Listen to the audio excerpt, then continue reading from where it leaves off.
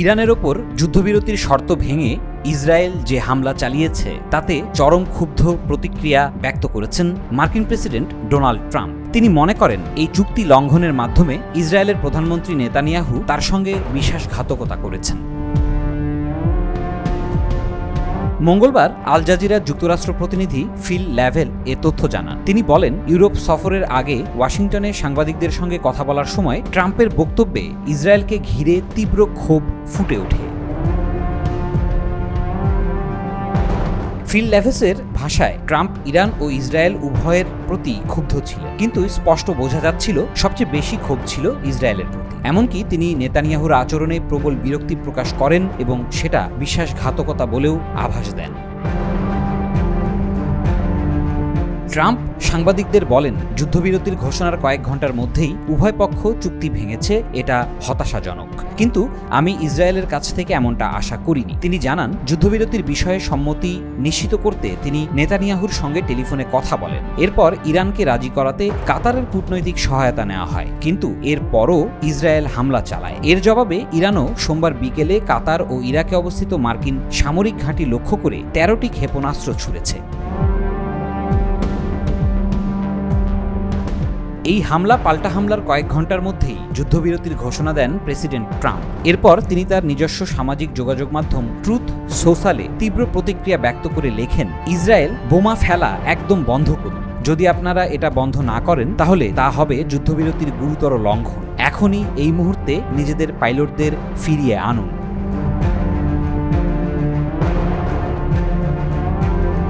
মার্কিন প্রেসিডেন্ট ট্রাম্পের এই মনোভাব দুই দেশের সম্পর্ক নিয়ে নতুন করে প্রশ্ন তুলেছে। বিশ্লেষকরা বলছেন, নেতানিয়াহুর এই আচরণে ট্রাম্পের রাজনৈতিক কৌশল বিঘ্নিত হয়েছে, কারণ তিনি যুদ্ধবিরতির মধ্যস্থতা করে নিজের কূটনৈতিক দক্ষতার একটি বার্তা দিতে চেয়েছিলেন, কিন্তু ইসরায়েলের আচরণ সেই উদ্যোগকেই প্রশ্নবিদ্ধ করেছে।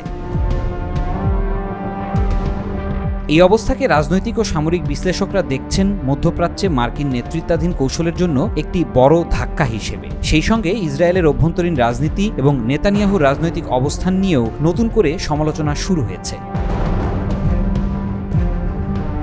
আন্তর্জাতিক কূটনৈতিক পরিমণ্ডলে ট্রাম্পের এই ক্ষোভ এবং নেতানিয়াহুর ওপর বিশ্বাস ভঙ্গের অভিযোগ এখন আলোচনার কেন্দ্রবিন্দুতে। পরিস্থিতি কূটনৈতিক সম্পর্ককে কতটা প্রভাবিত করবে তা সময়ই বলে দেবে।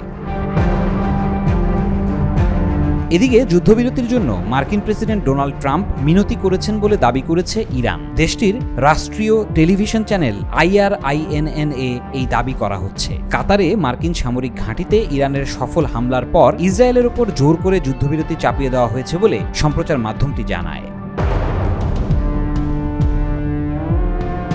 এর আগে ইরান ও ইসরায়েল একটি যুদ্ধবিরতিতে সম্মত হয়েছে বলে দাবি করেন যুক্তরাষ্ট্রের প্রেসিডেন্ট ডোনাল্ড ট্রাম্প। তবে এ বিষয়ে দুই দেশই চুপ। চ্যানেলটির এক ঘোষণায় বলা হয়, হামলার পর মার্কিন প্রেসিডেন্ট ডোনাল্ড ট্রাম্প যুদ্ধ থামাতে মিনতি করেন। একথা সরাসরি সম্প্রচারে পড়ে শোনান উপস্থাপক। আরও বলা হয়, ইরানের ইসলামী বিপ্লবী গার্ড IRGC দেশের সম্মান রক্ষায় সাহসিকতার পরিচয় দিয়েছে। একই সঙ্গে ইরানি জনগণের প্রতিরোধের প্রশংসা করা হয়। ইরানি টিভির এই দাবি নিয়ে মার্কিন প্রশাসনের পক্ষ থেকে এখনও কোনো প্রতিক্রিয়া জানানো হয়নি।